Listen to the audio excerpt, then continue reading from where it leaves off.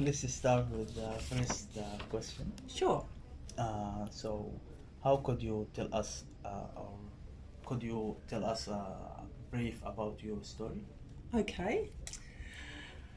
That's a fairly broad question, but I am a professor of management at Swinburne University of Technology, and I've been here for the last 2 years. And before that, I worked at Monash University, both times in the business faculty. So I've had 30 years working in university system. My major research is focused on looking at the spheres of work and family and work and life. So I look into things such as flexible work practices. One of the things here I'm working on at the moment is how can you provide flexible work for people who have a face-to-face role. We will talk about what we will do. Yeah. So that our other things is I am. We want to start from your childhood. Okay. All right. Okay. Uh, All right. So, how will you explain your childhood? Okay, all right. So I was born in London, but both my parents are Australian, and I happened to be born there when my father was working for one of the oil companies. And I came to Australia when I was 2, and I've lived mostly in Melbourne, but I've also lived in Adelaide. My father was the managing director of the oil refinery there. I also lived for a short time in the United States for about 18 months when my father went there for part of because he was working for the oil industry. And I did, what else? I did a Bachelor of Economics at Monash. Then I did a graduate diploma in educational psychology at Monash. I also am married, and I have 2 children. This is my next question. Okay. I've done an MBA from Melbourne University and a PhD as well. So, Okay, how about your family? Like, who is there in... okay. I have 2 daughters. One is 30 and one is 27 years old. One is working in London as an investment banker with her partner, and my other daughter is married, and my younger daughter, and she's an architect.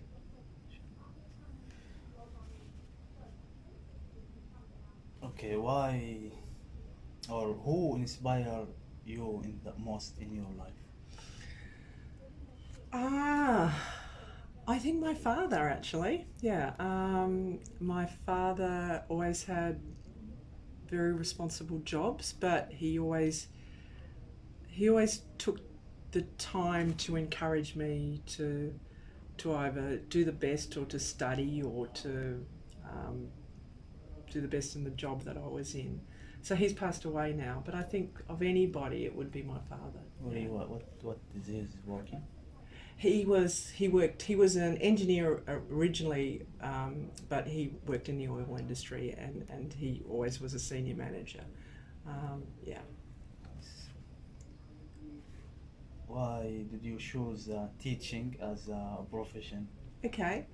Well, when I first graduated, I graduated with an economics degree, and I worked in the banking sector.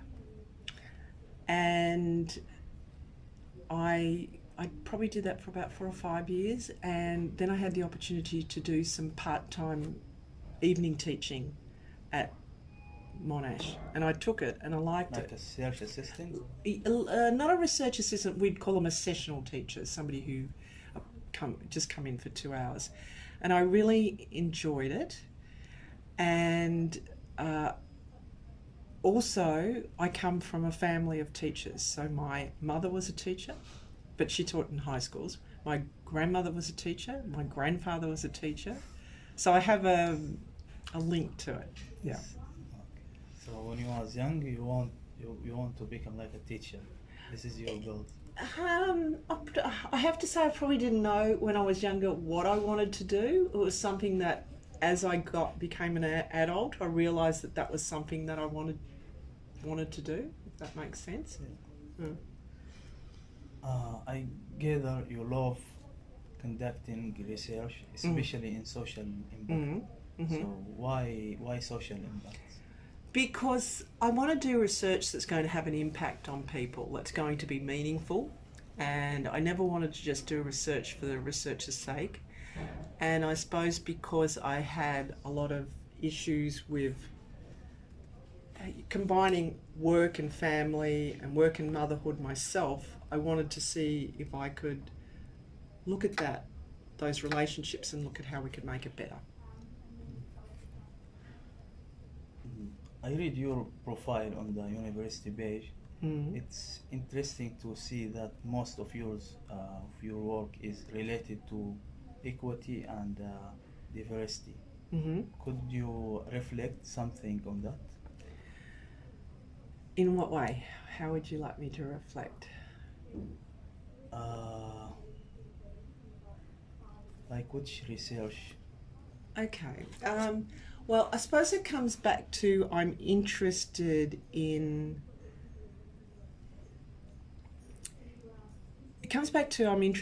providing people, particularly in workplaces, with an opportunity to bring their whole self to work.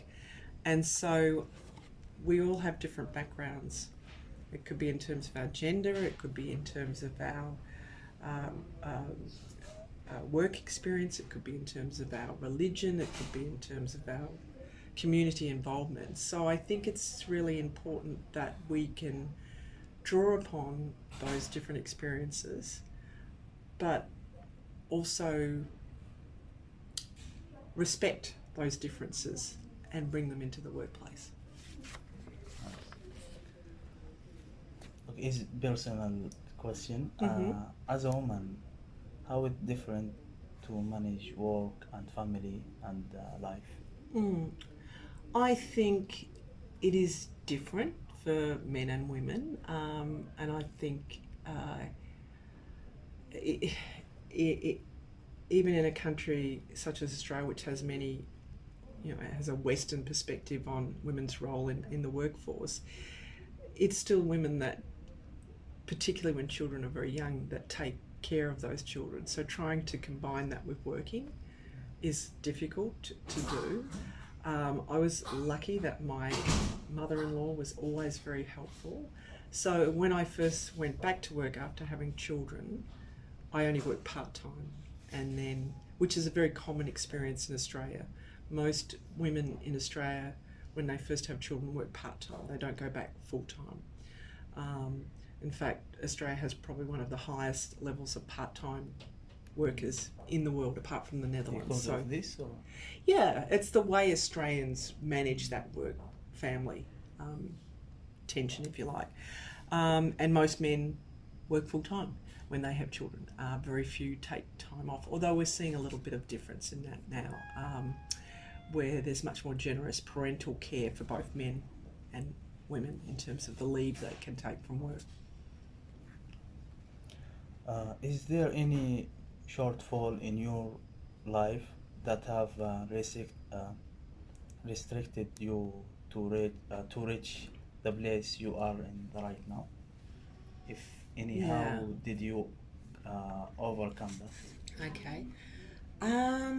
It's a good question. It took me a long time to get to be a professor, and a lot of hard work along the way. And I suppose it was only when my children had become young adults that I could really absolutely focus on this part. So which is probably different from many men, if that makes sense, that I could focus on it as I got into my 40s and focus on my career, because my children were then independent. So so I think it's just life has different rhythms for different people. But I've been also lucky. I've had good mentors along the way, and but I've worked hard too. Sure.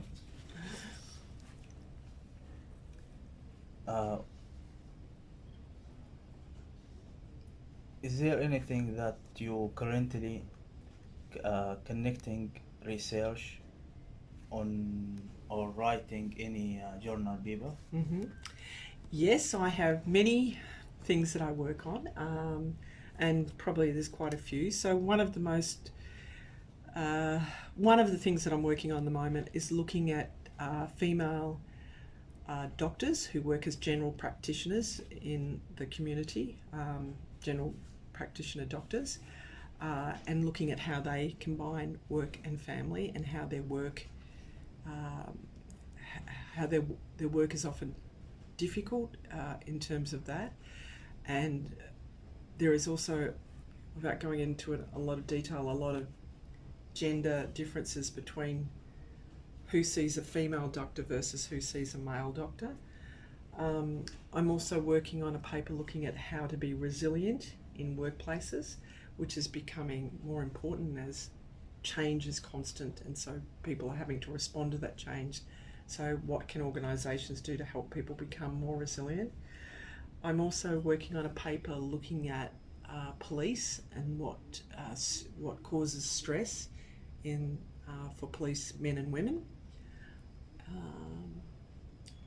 I'm also looking at another paper where I've analysed different levels of staff turnover for between men and women doctors. Oh, interesting. That's very interesting. That's just a few. I've still got more, but look, you don't want to hear about all of them. What is the most important aspect a woman should have to follow her life or career or family?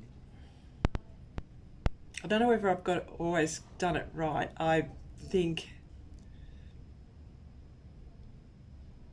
I'd have to say a very important part in terms of being able to combine your work and your career and having children, which I have been lucky enough to have, and is to have a good husband or partner.